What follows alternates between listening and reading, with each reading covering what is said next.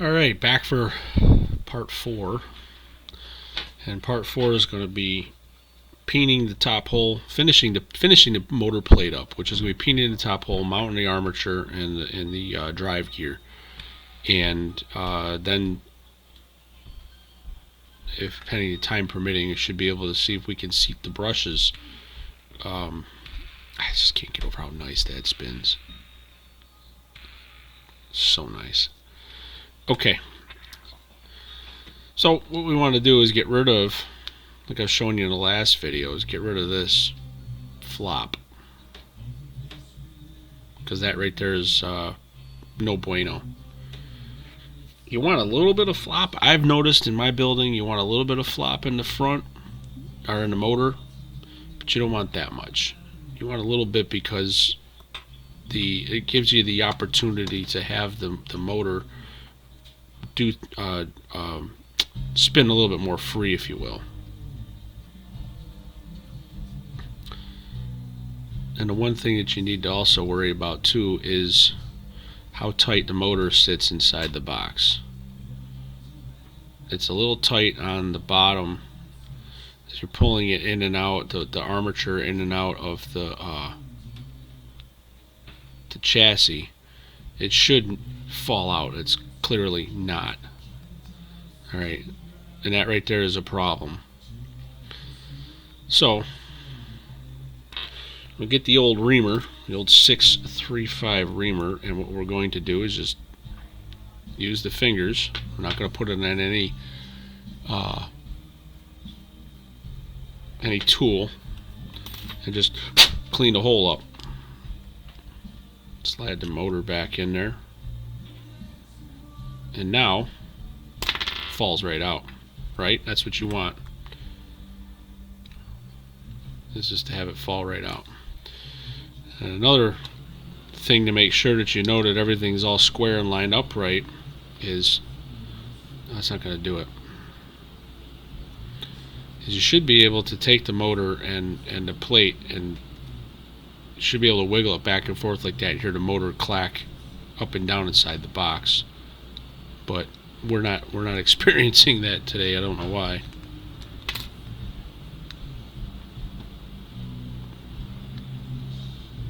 There's got to be a chunk of crap somewhere on that.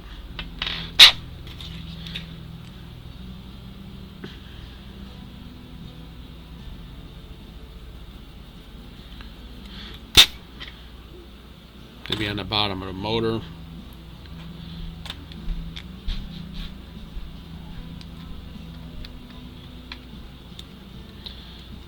Or if your motor plate's lined up, you should be able to, if you can, that's what it should do. Let me get the clip on there. That's how you know the motor's nice and free in there. You hear that? It's basically just flopping up and down inside the box. That's what you want. That way you know you're not going to get any resistance and it's not going to bind. But also, we need to go ahead and fix the floppy flop on the motor plate. So we're going to break out with our fellow peening tool, and just give it a little. That's right. That's a measured noise. When you do any more than that, or any louder, or any more of a rumph on it, you'll over tighten it.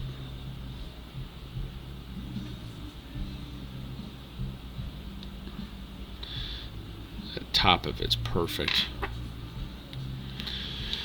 and the bottom, because of the depth of this, you can't go like this, right? The hole's not off. The hole's off. So back to this thing. Remember seeing that when I was doing the back hole? It fits perfectly inside the rails. So now I can line up and we can get a little. There's that measured. I hardly put any on that. I'm going to need to hit it again.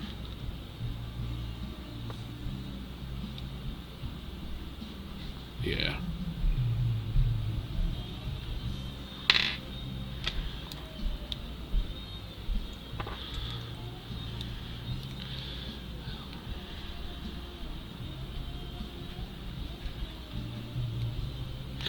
Okay.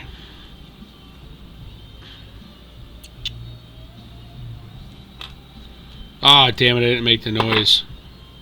Now it's gonna be. It's just I tighten it down to the variable of unknown.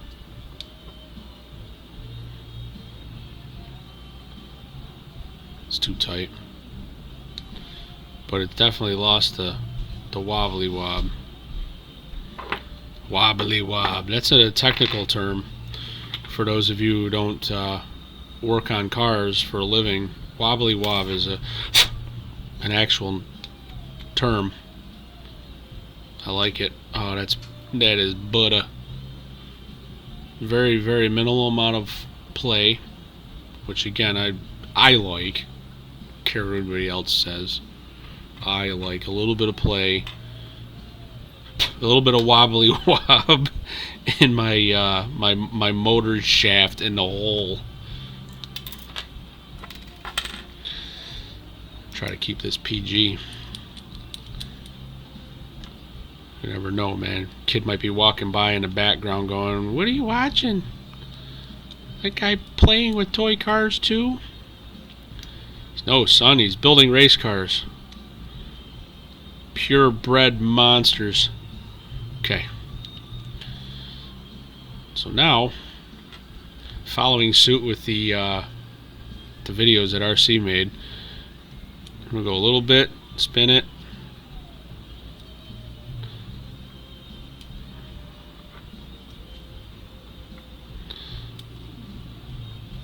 That's to get the an attempt to make sure that your gear is getting pressed on straight, flat. And I like to press it in so that my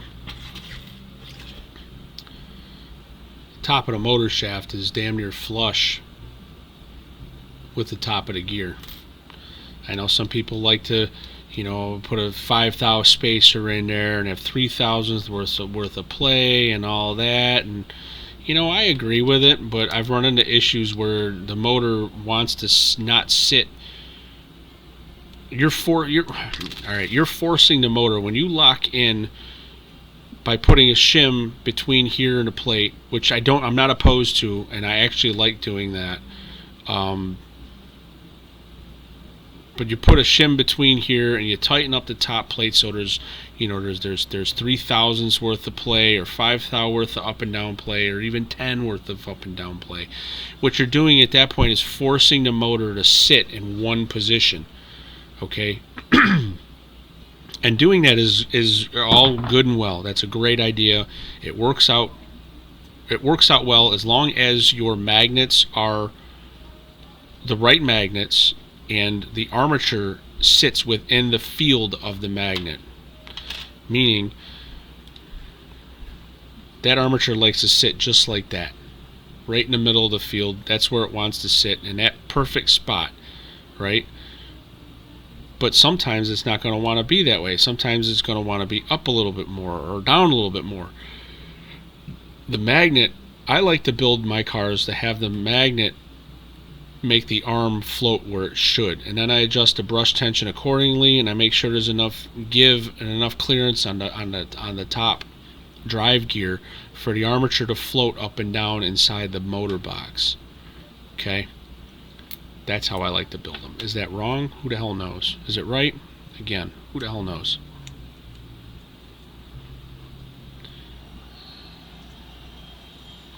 And this should, in theory, be perfect. But we're going to put this on there, and that is just...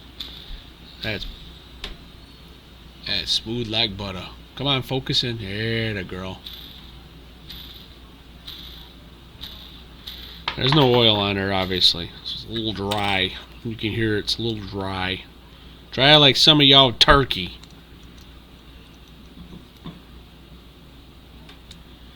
And now we have to figure out why this is binding like it's nobody's business. The motor. The motor is binding.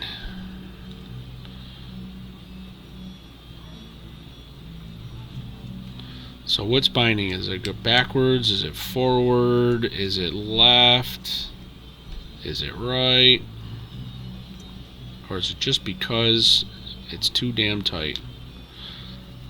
It's not tight on that side and the motor falls out of here, so what is the problem? Why for you do what you do? I don't get it.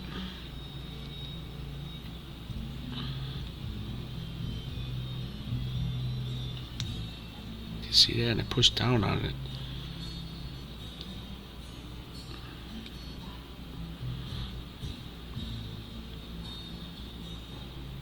Oh, alright.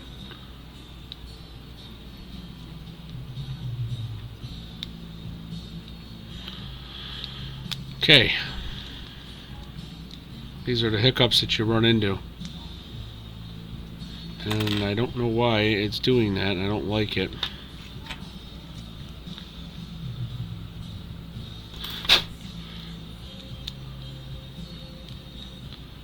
I get a chunk of crap in the hole again.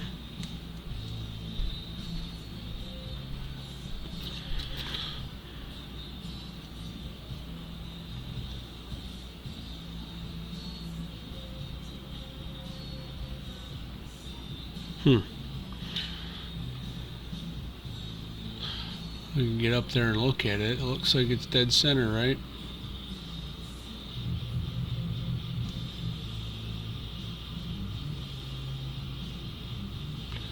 It's definitely not happy with sitting where it is currently. In its current situation, it is not a happy camper.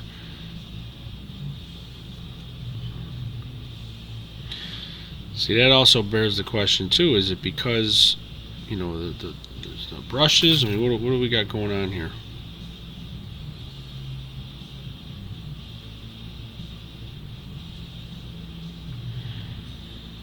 And mind you, in the previous videos, like I said, I locked in the front of this, and I'm wondering if it's going to need a little bit of adjustment to get it out, to get it to be smooth. Because this is, I mean, this is binding like really bad, which doesn't make sense because all I did was put the gear on there. Okay, let me. I've had this happen a couple times too. Grab the. I want to back the drive gear up. I want to raise it up a little bit. I think the motor plate is what the problem is.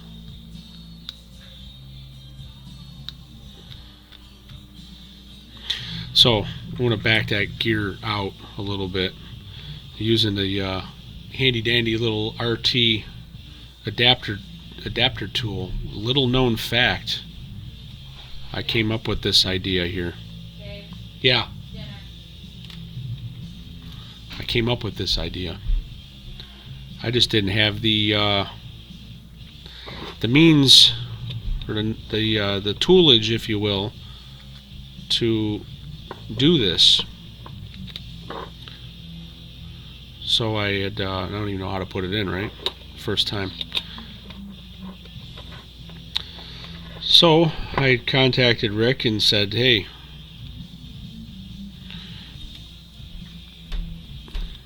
you think you can make these? And he says, most certainly can. So there they are, spring steel.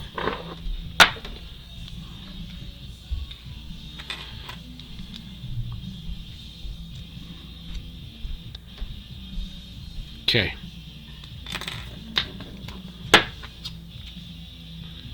Something went haywire, something went wrong somewhere, somehow, some way, so out the motor comes.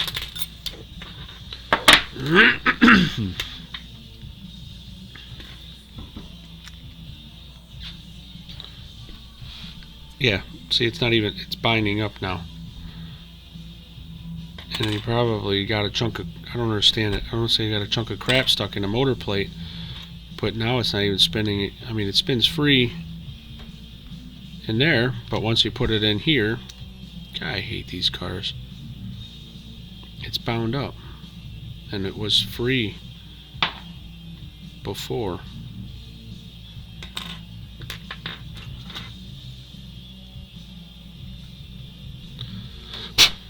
What I'm doing right here off the camera is just beaning a reamer through it just to clean up any dirt if there's anything that got stuck in there which is causing a problem.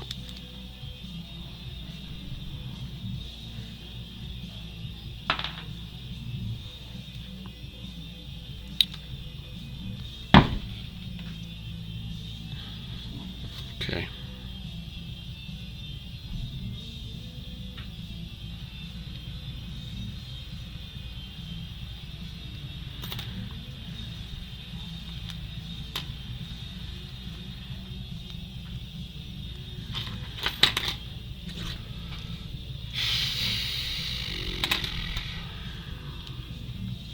The level of frustration.